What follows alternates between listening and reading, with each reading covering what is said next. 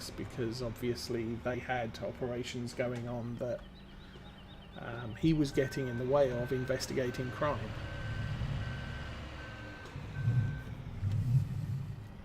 But once again, very fine show. I think it went pretty much from the beginning of the Second World War all the way through to post sort of 1947-48 sort of time. And they had the Dunkirk extraction, because obviously you had men coming. He was based in a small coastal town in the south of England, so obviously you had British soldiers coming through town, having been rescued from Dunkirk.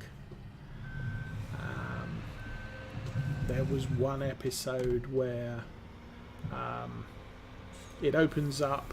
A German bomber is heading back across the channel and just unloads its bombs on the town, because you don't go home with a full bomb load, because that's kind of a risk. But they couldn't find, he couldn't find his primary target because of weather, so he just unloaded the bombs before he hit the French coast, and it fell on a cottage. And obviously the local bomb disposal the team goes there to make sure the row of cottages is safe, and they discover a dead body. And so they call him out, and he sort of turns up and he sort of, we found a dead body in this bombed out house. He's sort of, well, yeah, why do you need me? Because obviously if a house gets bombed, you're going to have dead bodies in it, potentially. And so they take him inside the hallway, and there's this dead body with a knife in it. They sort of said, we don't think the Germans dropped a knife on him. They sort of, oh, yeah, okay, we have a murder here. So now he has to investigate the murder. But sort of little things like that, where, a crime has been committed.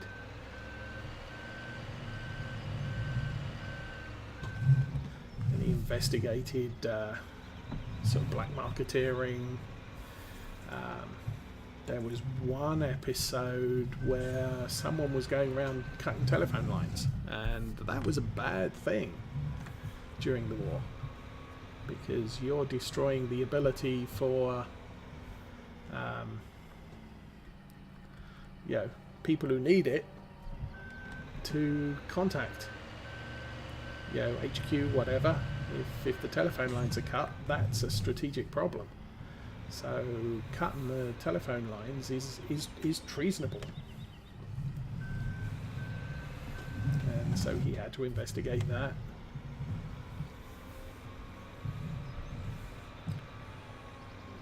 What are we doing? 6:15.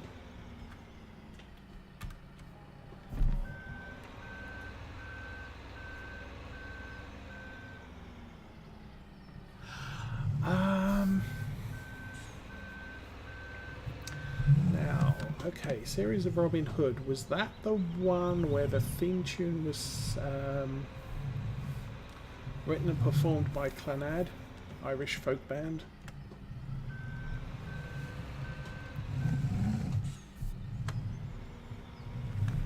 Because I do remember that.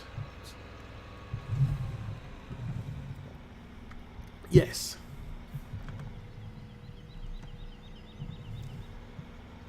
And unfortunately the guy who played the lead quit, and they replaced him with, I believe, Sean Connery's son,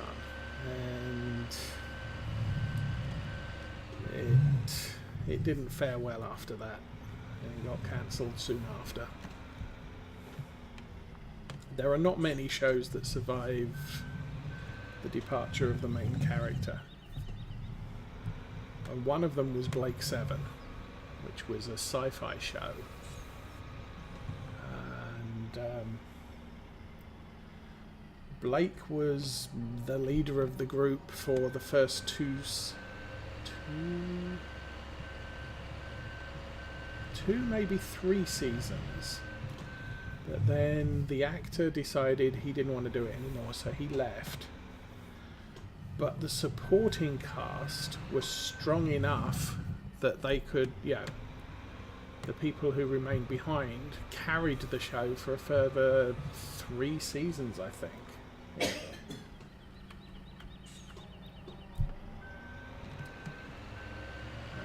And there was a lot of sort of in jokes, if you like, in that show. The powers that be were the Federation, and the show writers used the Star Trek original series insignia that everybody wore on their left, the left chest, except they rotated it 90 degrees, and this particular Federation wasn't good. They were the bad guys, and our heroes were all, well, anti-heroes really, were all criminals, and had been sentenced to a penal colony for the most part. But during the trip to the penal colony, they have managed to purloin an alien, very high-tech spaceship. And Blake himself was a freedom fighter, and so from that point onwards they were using their ship and their contacts to fight against the Federation. And the guy who wrote the show was I think he was the showrunner at one point for Doctor Who. Tying around back the conversation. Terry Nation. He was definitely a writer. I think he was a showrunner during the Tom Baker era. And because this was he was the writer, he invented the show. At about the end of the 3rd season, he had an alien invasion of Federation space, and he wanted to use the Daleks as the antagonists, but the BBC said no, you have to come up with something different, because the Daleks belong to Doctor Who. And he was like, yeah, but I want to kind of tie the 2 universes together. They're the same time, the same place type of thing. But BBC were adamant, no, you can't use the Daleks, sorry. So he came up with different aliens. They were only in the show for sort of the end of season 3.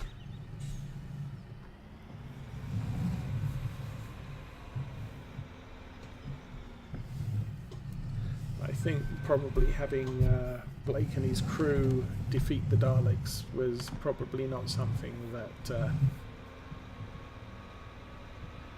the BBC wanted to entertain, because the Daleks were the ultimate bad guys on a completely different show.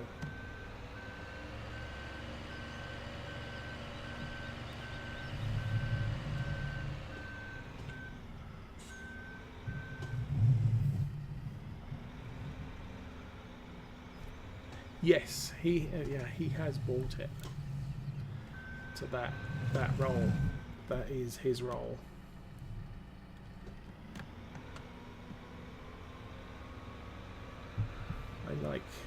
I do like Hugh Jackman as far as Wolverine goes.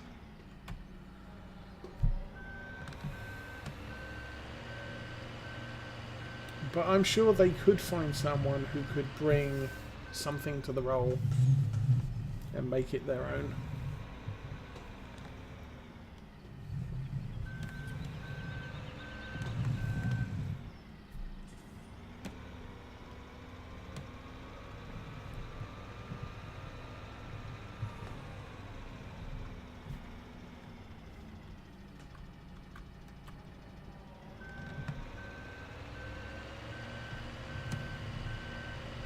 I think part of the problem with Wolverine is because he is so long-lived.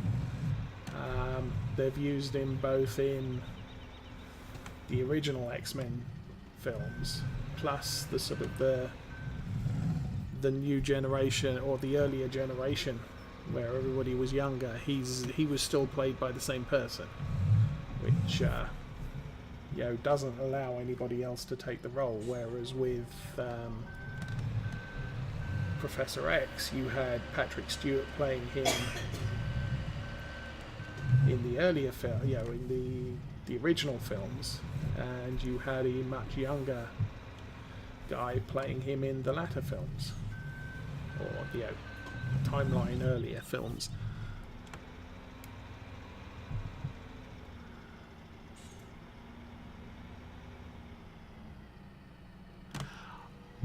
The first Doctor I saw was John Pertwee, and I probably came in a season or two from the end of his run in the show. The main Doctor for me was obviously Tom Baker, and he was the longest serving Doctor as well. I've seen a couple of Patrick Troughton episodes, but they're not episodes I grew up with. I've seen them after the event, and I have seen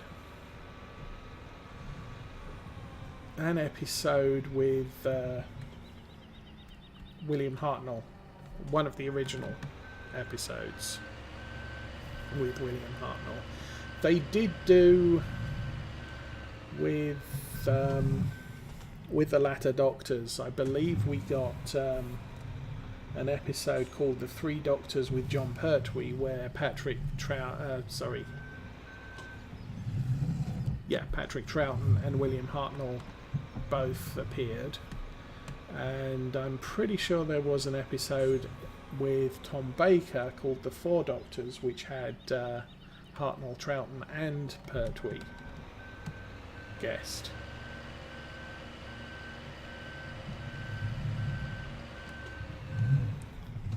But when you got on to Peter Davison and the like, Troughton and Hartnell were getting along in the tooth, and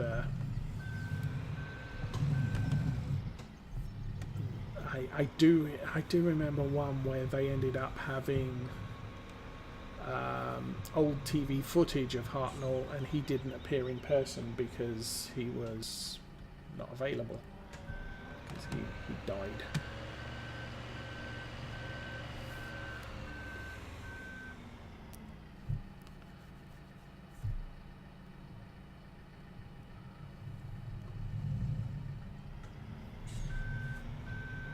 Yes, we used to watch Doctor Who at my grandparents' house, because they had colour TV, and I think at the time we only had a black and white. First TV we had was for the moon landing. My parents decided to go out and get black and white TV to watch Neil Armstrong step foot on the moon.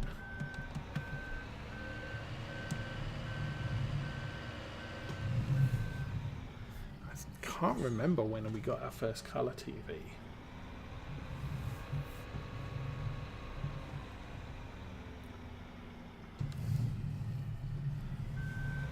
I was probably sometime between 8 and 10 maybe when we got colour TV. We watched black and white before then.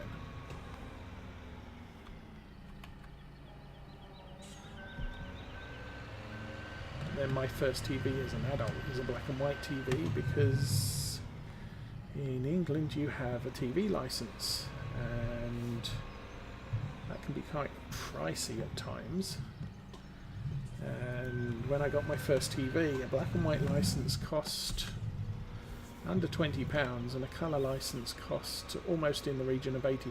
And as an unemployed student, I could afford a black and white license. I could not afford a colour license.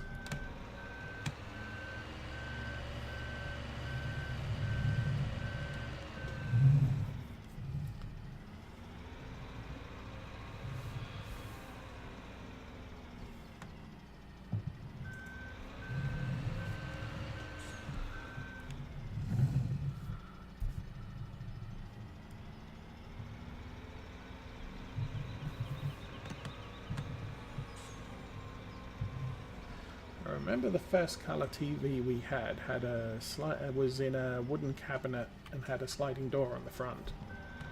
So yeah, because I think even back in 70s, early 80s, when you had guests, you didn't watch TV, so you kind of hid the TV behind as a piece of furniture. Nowadays, TVs are pretty much front and center in the living room.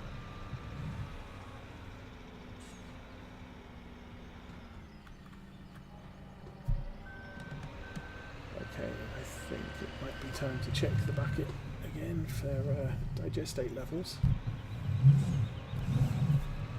Because we still have quite a lot there. There's only so much room. Show. Yes, it does show. Okay, 572, and we're at 71%.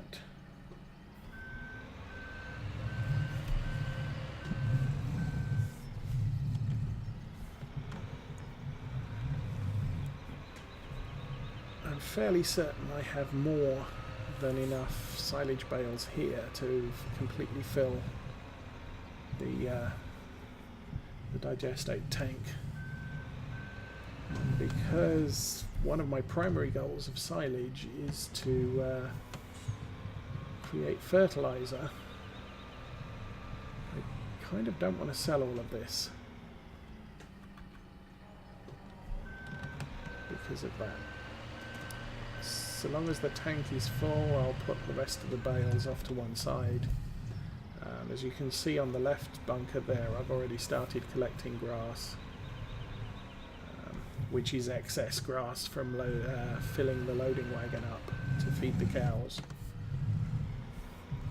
I do have 2 fields of corn, and I'll probably harvest one regular to serve as pig food, and then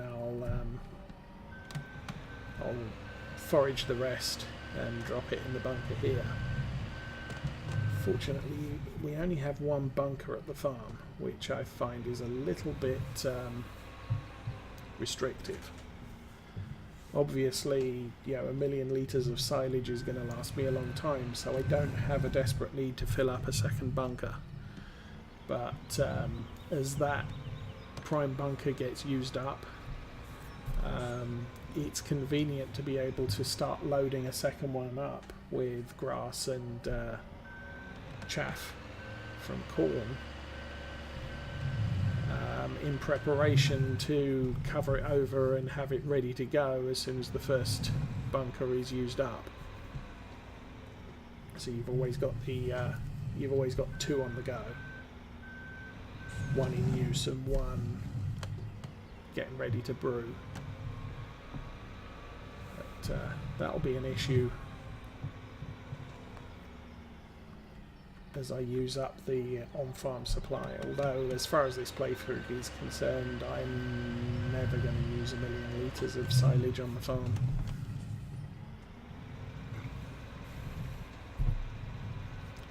As of this morning, we are up to 500 hours played just on this map.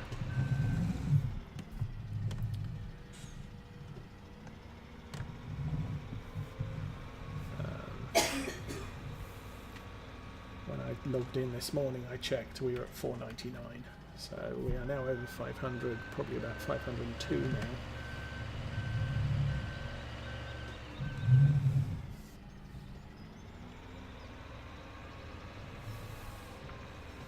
I still haven't seen the achievement come up for cow breeding.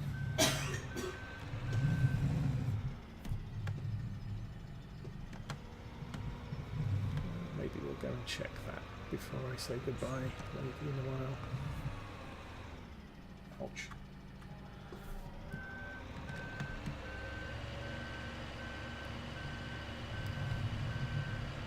Land of the Lost. I don't recall Land of the Lost. Now, we got Time Tunnel, which was very well done What it was back in the days of the big epic movies, like Ben-Hur and what have you, and this little TV show made use of these big epic film sets to record stories. So, and these guys were falling through time and would visit, they ended up on the Titanic just before it sank. And so they needed to do whatever they had to do before the Titanic hit an iceberg and sank. And they could move on to another time and another, story. But they had events in the Roman Colosseum that used sort of Ben-Hur sets, and just lots and lots. It was a way of doing TV to if you like, an epic scale, but without having the expense of building the huge epic sets. It's something that a lot of modern shows on TV have issues with. They've only got a limited budget, so you can't build a big impressive set. Not that you've got the benefit of the big impressive set as far as resolution on TV was concerned at the time.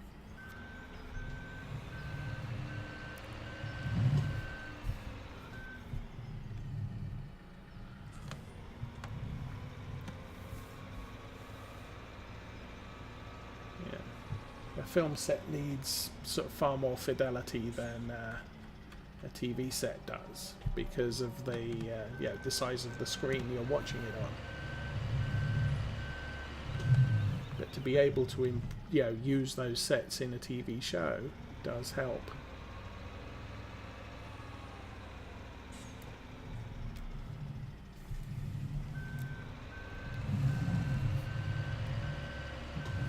One of the first shows I caught up on, I'd seen bits and pieces of in England, was The Tales of Briscoe County Jr. And when I came to America, I got that out on Netflix DVD at the time, and it was very interesting to see the sort of the extra content DVD that you got at the end of watching all of the episodes, where they had interviews with the main cast and some of the production team. And one of their comments was, we filmed the show at exactly the right time. We're doing a cowboy show. We're filming it in the early 90s. And Hollywood still had horse wranglers on staff. And a couple of years later, all the horse wranglers were gone. And it kind of leaves you with a problem of you can't do a western anymore because you don't have people who look after and train horses for you. And he said, a couple of years later, the show probably wouldn't have happened because we didn't have the specialists in the industry to support the show.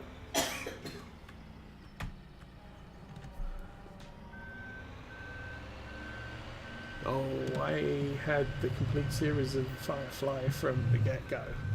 That was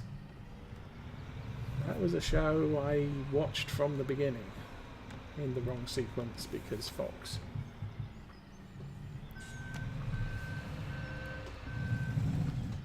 And something I so many shows today, I kind of collect pilots, if you like. I'll watch a pilot of a show, but I won't watch necessarily much else. And there are so many shows today which are really great ideas but get cancelled halfway through the first season or whatever, and sort of, why did I waste my time watching this if I'm not going to find out what happens? Because that's why you watch a story, is to find out what happens.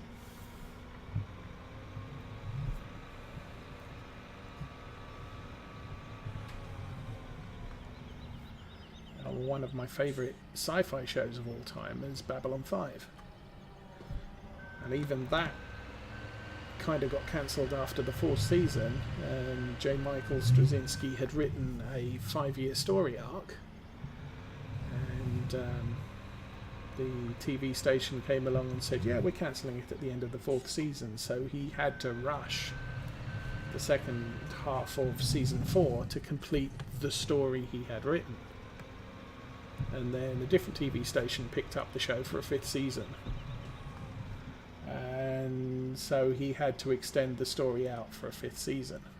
But that wasn't his original plan. But that was a really good show. The premise was excellent. Where they were saying, yeah, because if you read his interviews, he was undecided whether it should be an epic story of empires or a story of individuals, and he managed to make it that while being a story of individuals, it was still a story of empires that they represented. The individuals were the empire, the face of the empire. They were how you got to know what was going on. And you had the total disaster, tragedy of Londo Mollari and his collapse from being, not as great as they had been, but a great empire, into a vassal state of the bad guys. And his struggle to get out of it is effectively complete failure. And you had Jakar, who, admit it, when he started out, he was pretty much a bad guy. And yet, his redemption and growth into, a redeemed character.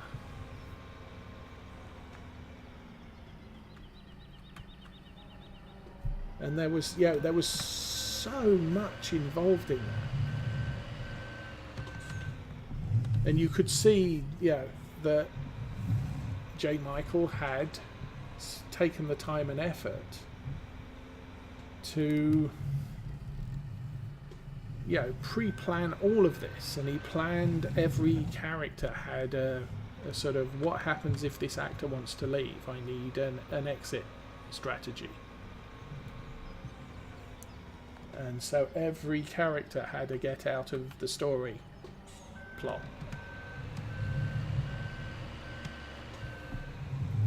Or at least every major character did. Some of the others not so much. I mean, Lanier, Bill Mumy had got a role in a TV show.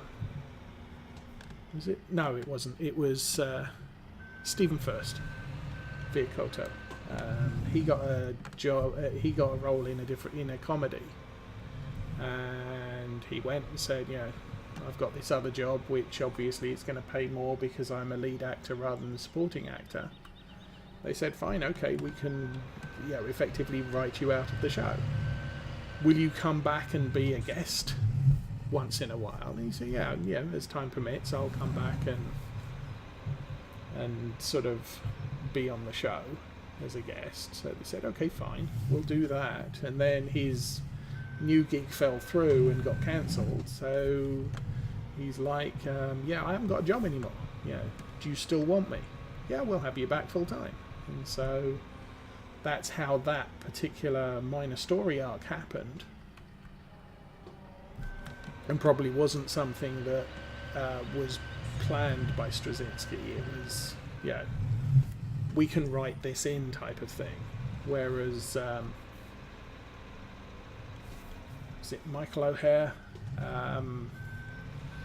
He was having basically a mental breakdown during the first season, and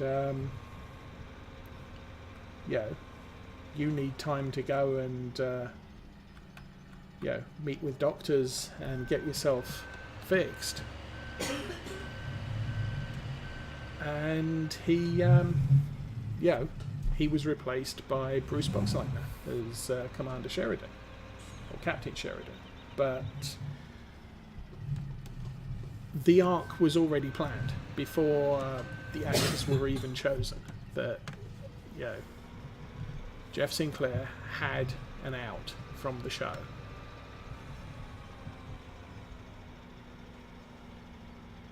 And there was obviously the hard stop as far as his character was concerned of when he went back in time to the previous Shadow War. Sorry, spoilers. But prior to that, there was always the option of him not remaining on the show.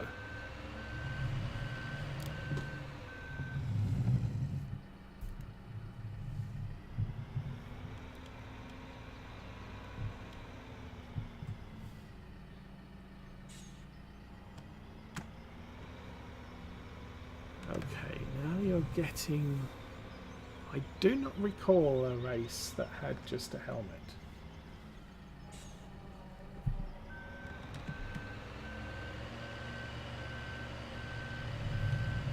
Oh, unless you meant the Vorlons, yes.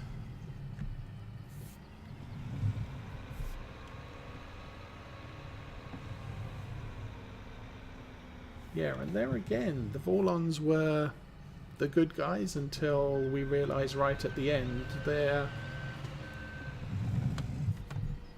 pretty much the same as the Shadows. They, they had their ideas about how to encourage the younger races to develop, and so did the Shadows, and those ideas were at odds with each other. But bottom line, both of them were wrong.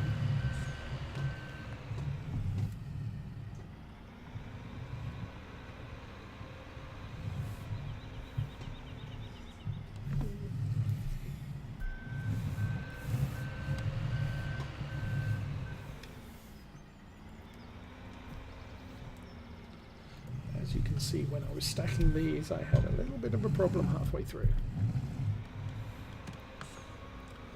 I was using the auto-loading flatbed,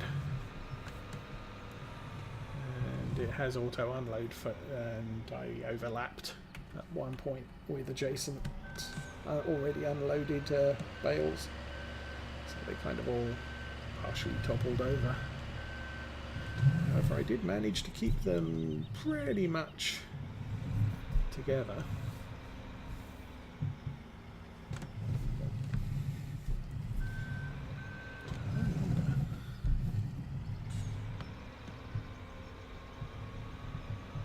Should probably go and check the digestate tank fill level again.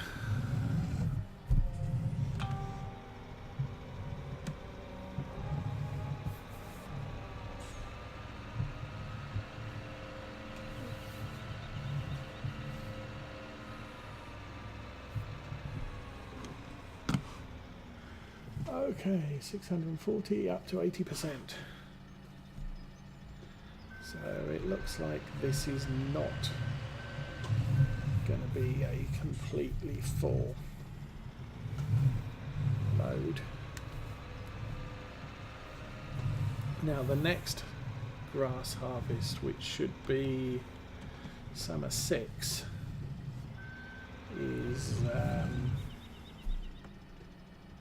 is going to be sufficient to fill that tank up, and then some left over. But then from fall I will start using natural fertilizer to prepare the fields. As the fields get harvested, I'll usually throw down either digestate, manure or slurry, plant a cover crop, and if I get a chance before the end of fall, I'll cultivate that in and plant wheat, barley or canola. in preparation for next year.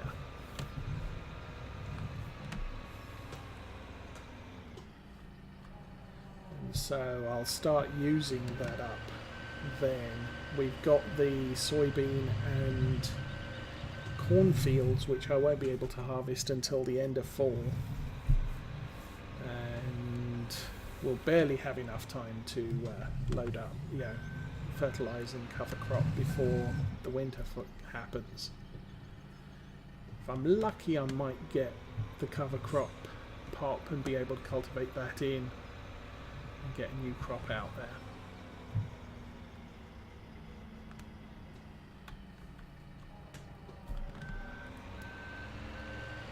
Yes, that's what I do. So I'm guessing most of my cereal crops will be ready in 2 days' time. And at that point, I will harvest. If the field needs ploughing, I'll plough it. I will then run the slurry spread around with either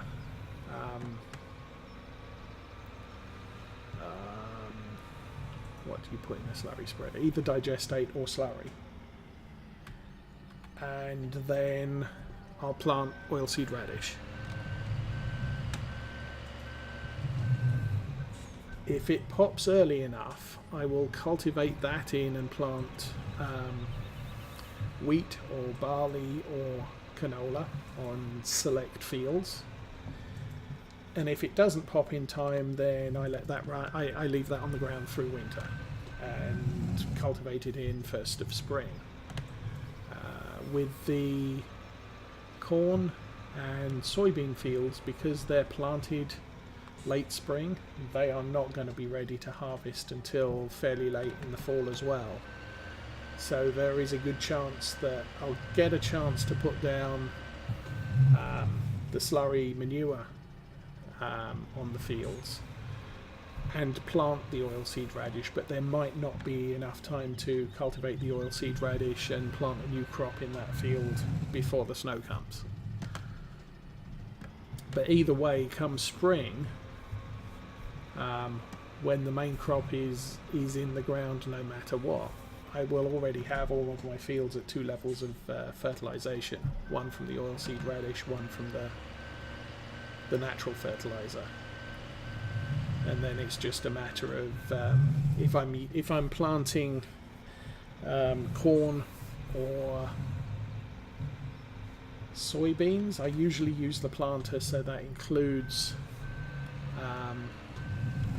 fertiliser during the planting process. If I'm using a seeder for cereal crops, then that will be limited to seed only, so I'll have to run around with either a spray or a solid fertiliser to get the third stage done.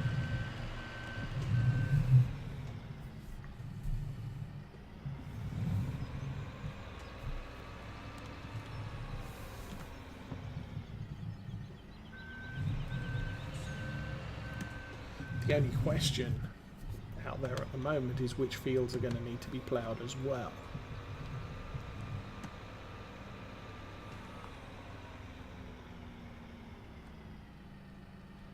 There's a lot of my there's 10 fields. Well, there's not 10 fields. 39 is a pasture. It's not actually a field, so I can't fertilise anything on there or do anything at the moment. 34 was an original cereal field, which after the first year of harvest oh no, because I'm playing seasons, all the fields are barren before you start. Field 34 I planted as grass as the first crop, and that didn't come ready till sort of early fall, where I could harvest it for the first time. 39 did me for hay and silage for the first year. Fields 28, 29, 30, 31 I ploughed into one huge field. So that is one field, and that's completely fenced off. 27, 26 you start with, 32 and 33 you start with. So that's 1, 2, 3, 4, 5, 6, 7, 8, 9 and the pasture. So you start off with 9 fields plus 39 as the pasture. And so that's a lot of land to cover. 2 and 3. 3 was added more recently, since it's close to the cow farm. I've tended to put things like corn in it more recently, so I can silage it up. 2 and 1 were purchased last year, along with 4, but I forgot to plough 4 before I bought it. 1 I planted as grass because as more cows happen, I've needed more grass, and I especially need grass local to the cows because they need grass as part of their regular feed. My plan at the time was to do 1, 2, 4 and 5 all as a single year purchase, but I found I forgot to plough 4 and 5, and so I skipped them as a purchase. 4 I remembered to plough the next year, and then 5 I still didn't remember to plough, and so I have now bought that, but I think it requires ploughed. Also 4 and 5 on the year I bought 4 were both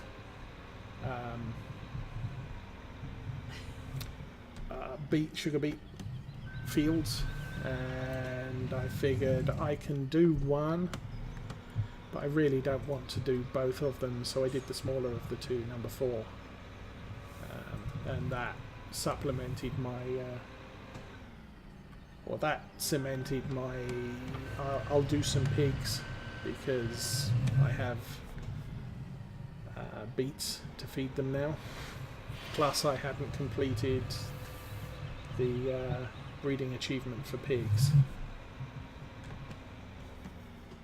at the time, and that became a goal to do before I leave this farm. But for the most part, every year I've decided to buy a new field. I wait until the field is showing as harvested, and I'll go and do the contracts for the owner and try and get ploughing, seeding. Usually they do ploughing,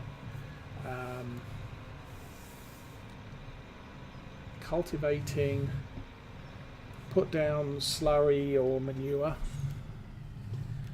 then seed it, and then 2 more levels of fertilization. And I try and get that done from the point where it's harvested in fall through to the point where it's ready to be harvested the following year. And at that point I buy the field fully fertilized, so 200% crop yield,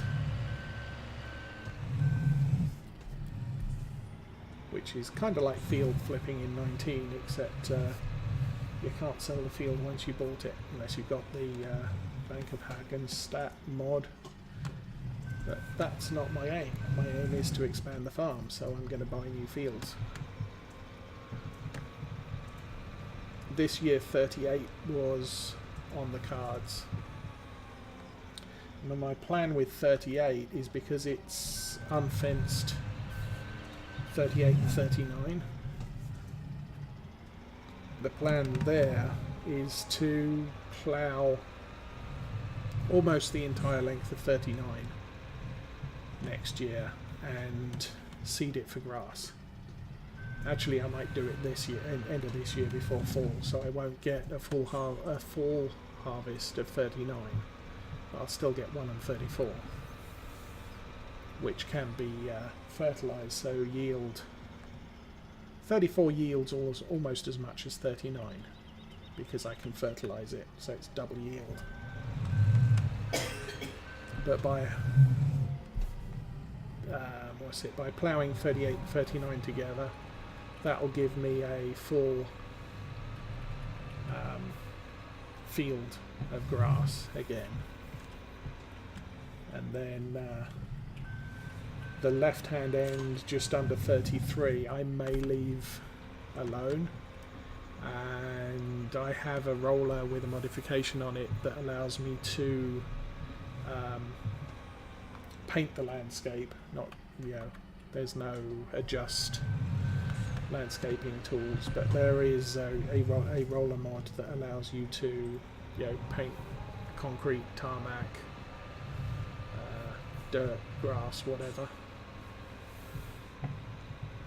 And I would probably use that and probably add a service yard on the left hand end of 39.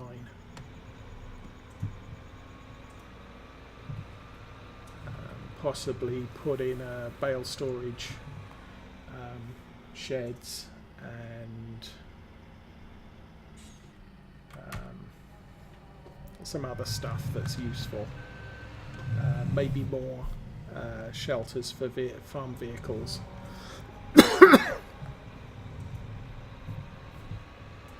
When I played Oldstream Farmer initially, there's a lot of off-site storage, so what I would do is I would cycle the equipment I need for the current season.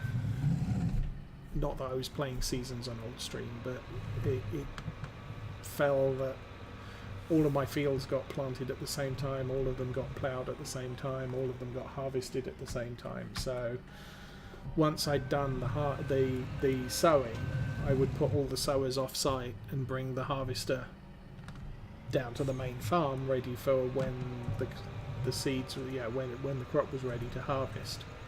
As soon as I was done with the harvest, I'd put the harvester off site and bring the plough over,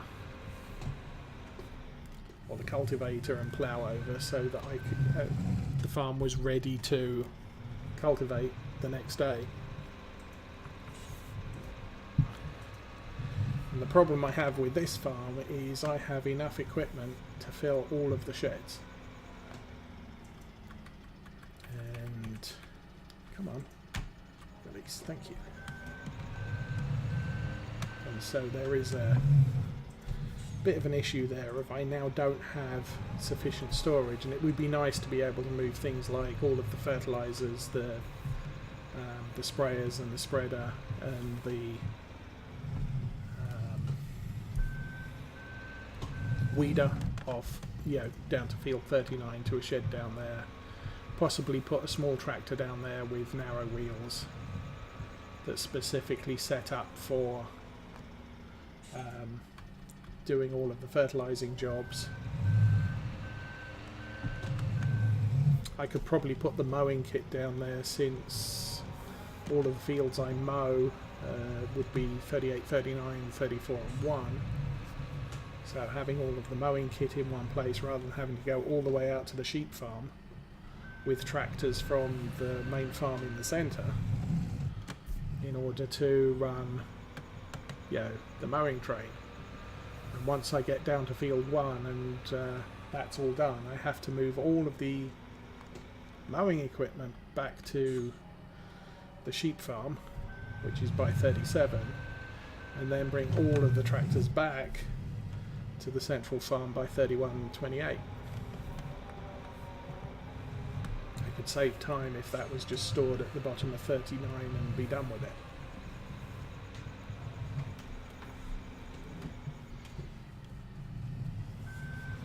And then we decided on the spur of the moment to buy 5 and 37 this year, because we suddenly made an awful lot of money from selling wool and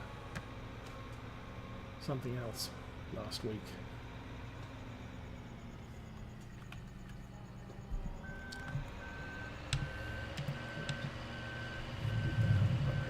We could probably use the lights since the sun's setting.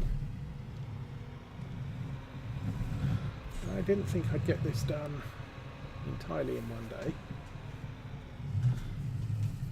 We're running 5 times speed, so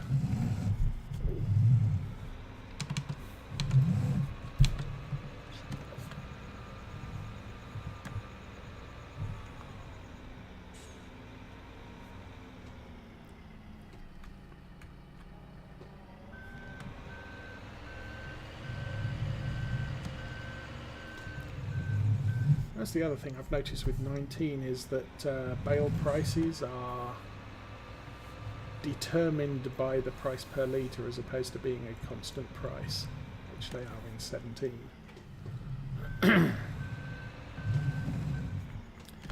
So now in 19 it doesn't matter if you sell loose or baled, you get the same payment.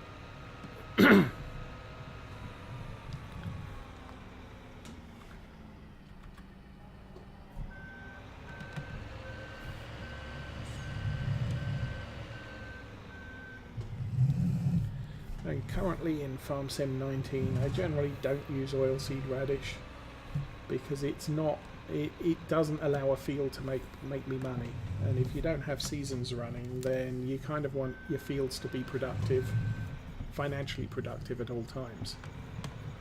So as soon as you have harvested it you want to be ploughing it, cultivating it, sowing it, whatever needs to be done as soon as possible so that you can get a crop back in the ground. And that looks like there was a bale short of some stuff. Some of these bales may not be completely 4,000 litres. They could be a little short because they were sitting on the field for a little too long, unwrapped. But yeah, without seasons, there isn't a growing season. So having a field not producing cash crop kind of isn't worth it.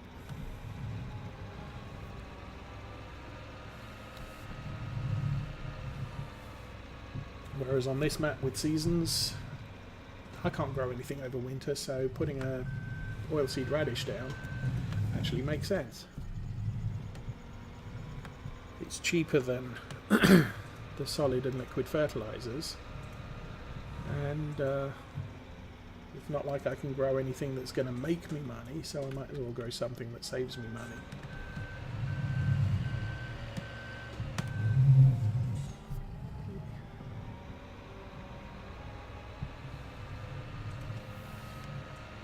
Still, in spite of the fact that we're not so much in this for the money.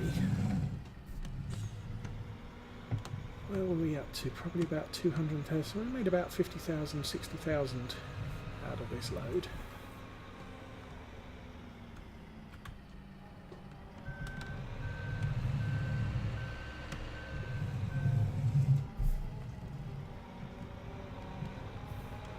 We will have another load this big before the end of the year.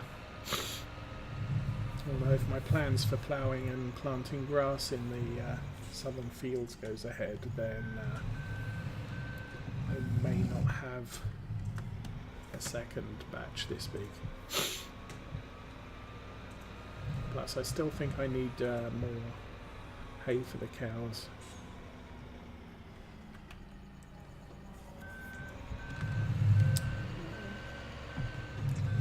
So again, I may not need to, because I do have serious supplies of hay with the sheep, and they're eating 1 bale per 3 days. So I think the supplies for the sheep, I've probably got about 3-4 years of hay there for them. Won't take the cows as long to go through it, but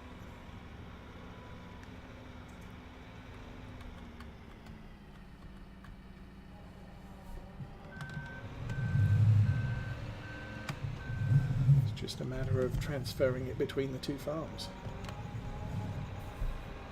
if I need to.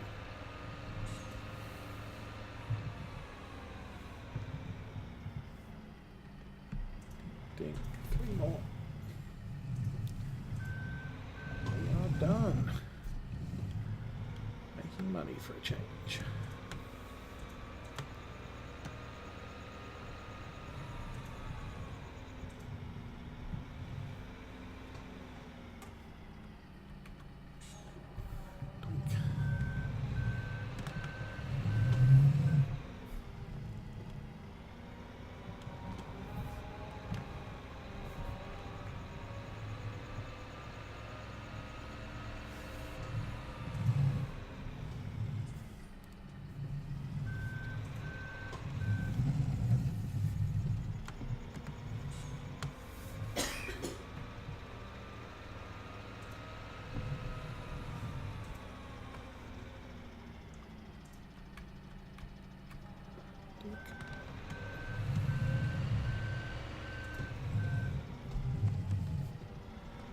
grab the last one and check the tank.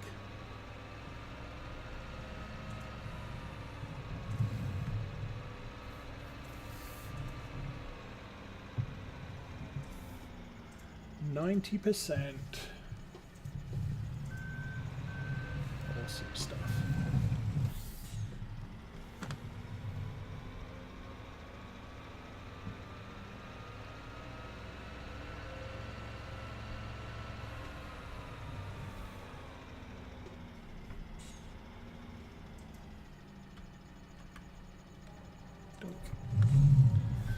We are done. 293,000 in bale sales.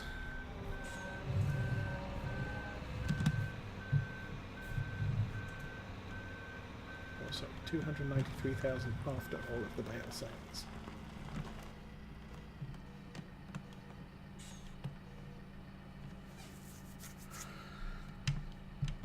Lights off, engine off. Oh, the sunflowers are worth a bit. Shame I don't have any. Canola. Okay, so there's the fields. In spite of buying 2 fields, yeah, we've... New fields 445,000, 66,000 from bales, 31,000 from selling the corn. Not bad. 177,000 that day. There was a great demand for something, so I sold an awful lot of stuff, and a great demand for wool, so I sold all my wool. And I still bought a new vehicle. That might have been the Case 1455. All's happening. Animals are fed. We now have 71 cows, and I still haven't noticed us get the cow achievement award yet. So let's bounce down here. Visit.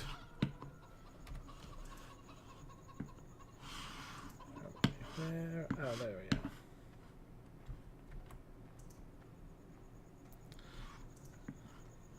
Sorry, chickens, don't mind me. Go back to sleep.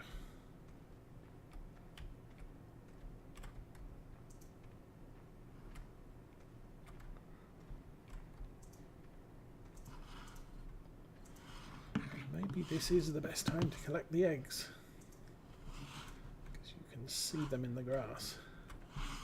I think there's another one over there. 2 over here. How's that work? Yep, all done, 100 eggs.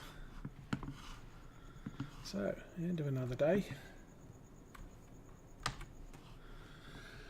Dawn 5 o'clock, morning 6 o'clock. Let's jump to morning. See how the finances do overnight. Okay, 8,000 milk, 5,000 vehicle running costs, 4,000 upkeep, and 891 from our solar panel. I bought one in the first year, I haven't bought any since. Oh, it's going to sleet today. That's not good for the crop.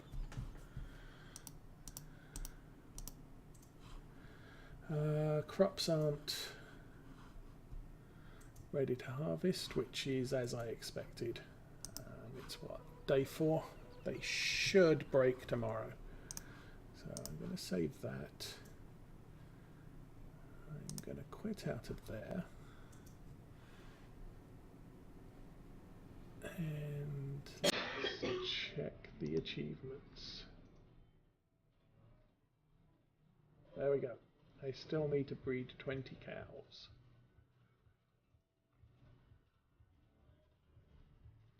But we got pigs last week. Pigs, 50 pigs was last week. So, I need to eat.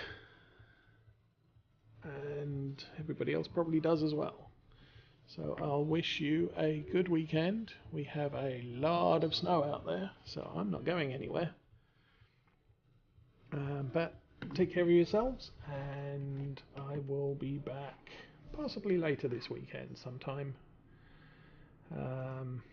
Definitely back on Monday with World of Warships. That's my schedule broadcast Anything else is bonus, and depending what else I'm doing at the time. So have fun. I'm out.